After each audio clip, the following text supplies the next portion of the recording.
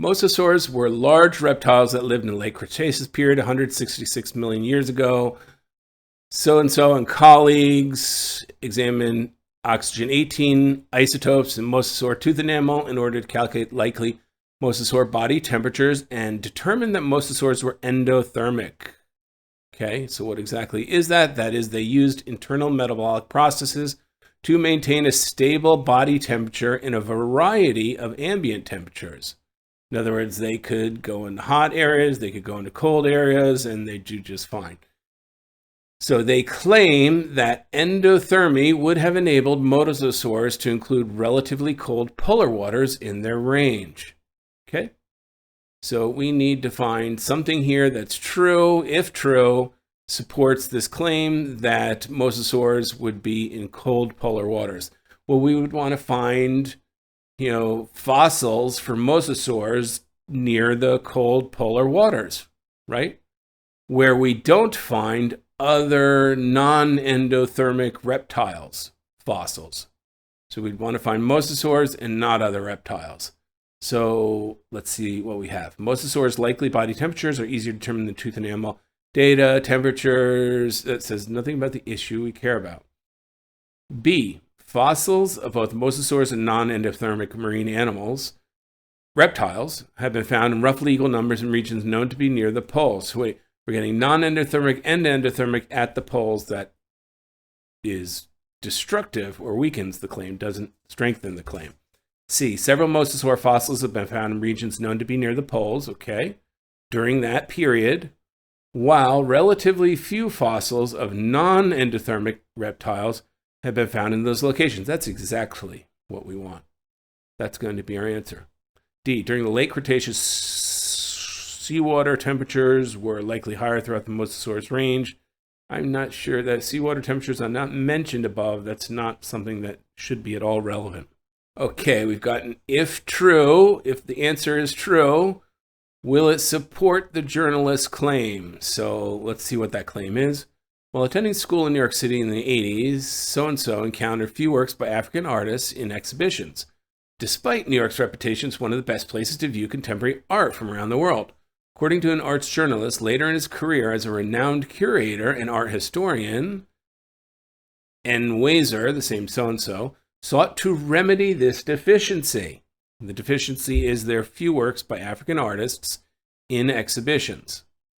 So he remedied it not by focusing solely on modern African artists, but by showing how their works fit into the larger context of global modern art and art history. Okay, so what's that going to mean exactly? That means he's not going to promote, here's an African-American artist, here's another African-American artist. We want to see an example of an exhibition or a show that's focused on, I think, global art, global modern art here. And secondarily within it, there's going to be some African-American artists. They're going to be part of a bigger picture global art exhibition. So A is curator of the house in Germany, and Zweiser organized a retrospective Ghanaian sculptor. Here we're focused on an African sculptor. That's not it. B, in the exhibition, Prior Atlantic, and Zweiser curator brought works by African artists by major to pieces.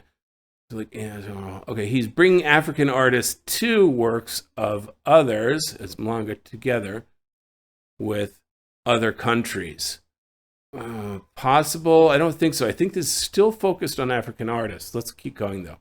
C, his work as curator of the 2000 exhibition, The Short Century, Independence, Liberation Movements in Africa, showed African movements for independence from European colonial powers following the Second World War, profoundly influenced work by African artists of the period, such as Kamala Ibrahim.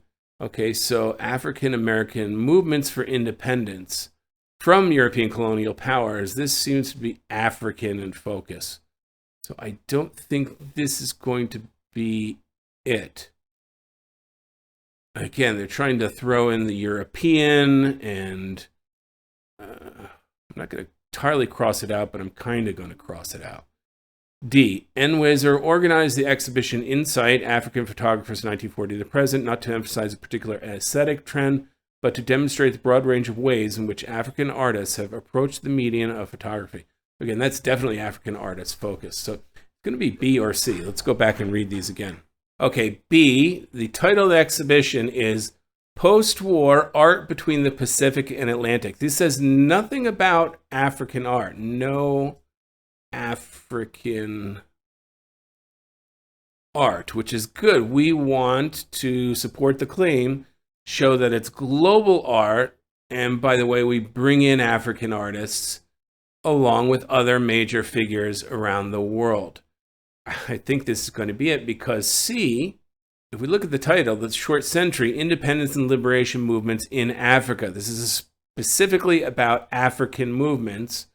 So it is African focused and of course is influenced by works of art.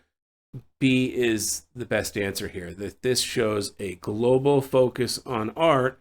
And by the way, a large contribution of that was from these African artists.